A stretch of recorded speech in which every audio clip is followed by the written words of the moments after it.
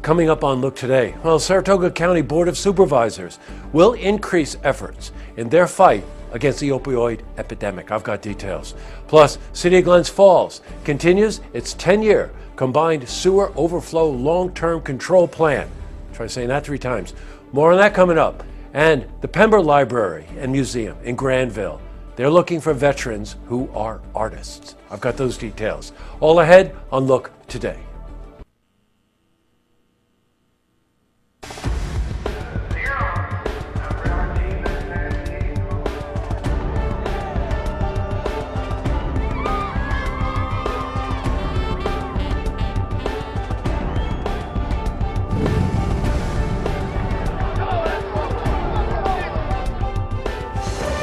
Welcome everyone, I'm Jay Hood Jackson and this is Look Today. Well, in tonight's program I sit down with Kim Harvish. She's educator for the Chapman Museum in Glens Falls and she's here to talk about the Women Suffrage Convention that's happening on October 21st. And I also sat down with Chris Nowitzki. Now he's a waterkeeper for Lake George and he's here to talk about the fund for Lake George and keeping the Queen of American Lakes healthy. This is part 2 of my interview with him. Plus we've got your weather for the Tri-North counties, but first these headline stories. Well, in our lead story, the Saratoga County Board of Supervisors will increase efforts in the fight against the opioid epidemic. Now, through New York personal injury attorneys, the county will pursue litigation against companies and potentially physicians who are recklessly either manufacturing and or distributing prescription opioids. And we spoke to Spencer Hellwig.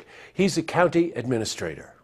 Well, this is a public health issue. I mean, the county and government in general has a responsibility to address public health related issues. We're talking in the neighborhood of 200,000 deaths nationwide. We're talking $80 billion. So, to do anything other than to, take action would be, I think, unacceptable in the eyes of the residents of the county. How true is that? Saratoga County, by the way, has invested significant financial resources in the battle against this epidemic. Now, they're always looking for ways to recoup some of the expenditures related to that. And we spoke to Spencer about this.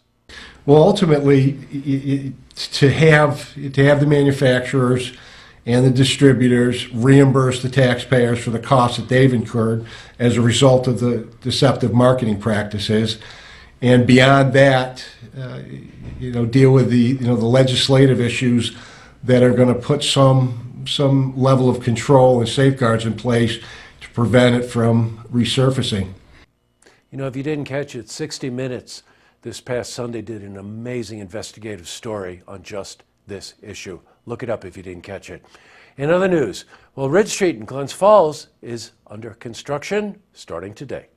Construction workers and flaggers will be present to conduct the road paving work as well as guide motorists through the area. Now, the paving work is a final step of a bigger project on Ridge Street. Now, the City of Glens Falls underwent the task of redirecting storm runoff water from going into the wastewater treatment plant. Now, this will reduce the overflow discharges that go into the Hudson River. And we spoke to Steve Gersler. He's city engineer about this. It's important that we undertake the separation of the storm sewers from the sanitary sewers for a number of reasons. Basically, it's the right thing to do because we want to protect our environment. We want to protect people downstream who use the water for recreation, for water supply, for fishing, and also because it's required by our permit that we make these improvements. Switching from news to weather. Temperatures remain in the mid-50s. They'll drop to the 40s tonight, better than last night. Let's see how the week is shaping up. For a more detailed look at our weather, let's head to the Glens Falls Weather Center for a look at your first forecast.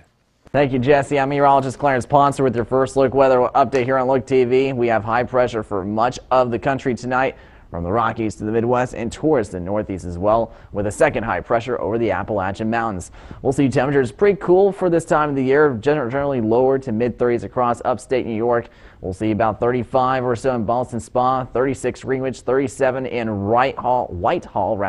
Fort Edward 36, Glens Falls will see mid-30s for lows. Towards up in elevation, freezing is possible. We'll see mostly clear skies. A chilly forecast, obviously, with that southwest breeze going calm. Sunshine, 5 to 10 miles per hour winds out of the south, 63 the afternoon high.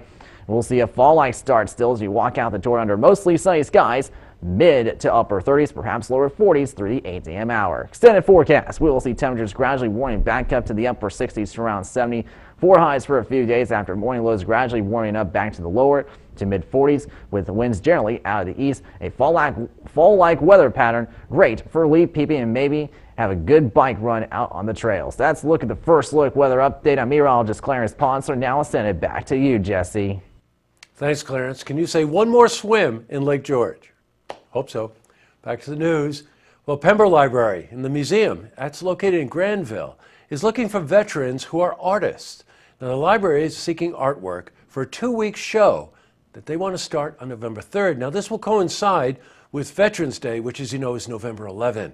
Well, we spoke to Kristen Gibson. She's a library technician. We're kind of looking for any veteran out there who has done any type of art, whether it be a homemade craft. We really have a broad spectrum of items. We do know in the past that veterans have used that as a form of therapy, and that's kind of the point we want to push across it. Art is therapy, and it's a good therapy. What a cool idea. We lucked out. When we were there, we spoke to an artist, George Henry, who's also a Vietnam veteran. I think you'll find that most Vietnam veterans are not too outspoken about it, or maybe not outspoken enough. I don't know. So I'm, like I say, I'm maybe a little modest or whatever, but I'm looking forward to the chance to show my stuff. Thank you for your service, George. Up next, I sit down with Kim Harvish. She's educator for the Chapman Historical Museum in Glens Falls, and she's here to talk about the Women Suffrage Convention that's happening on October 21st. Very cool interview. Plus, I also sit down with Chris Nowitzki. Now, he's a waterkeeper for Lake George, and he's here to talk about the fund for Lake George and ways that they want to keep the Queen of American Lakes pristine. This is part 2 of my interview with him. But first, if you see news happening, you want to share a story idea, how about join us for an interview? Then give us a call on the hotline. The number is 798-8000. Well, that's all the time we have for this edition of Look Today. One quick look out. The Saratoga County Board of Supervisors and all the individuals and the organizations who are stepping up to the plate to help fight this opioid addiction epidemic that we have not only in our communities, but all over the country. And the second lookout is personal. I rarely do this, but when we were over at Granville today, and we're talking to that Vietnam veteran, and I came back and I was reading the news, I just think that it's important that somebody remind this moron in chief that you don't attack John McCain. John McCain served our country, was tortured, was in solitary confinement for 2 years, comes back, becomes a stellar statesman in our country, and this moron attacks him saying it won't be pretty. Has a lot to do with something that John McCain accomplished over the weekend. He received the Liberty Medal at the National Constitution Center. And for saying things like this, he got under the skin of you-know-who. Obligations to international leadership is our duty because we remain the last best hope of Earth. Somebody get the message to this clown, please.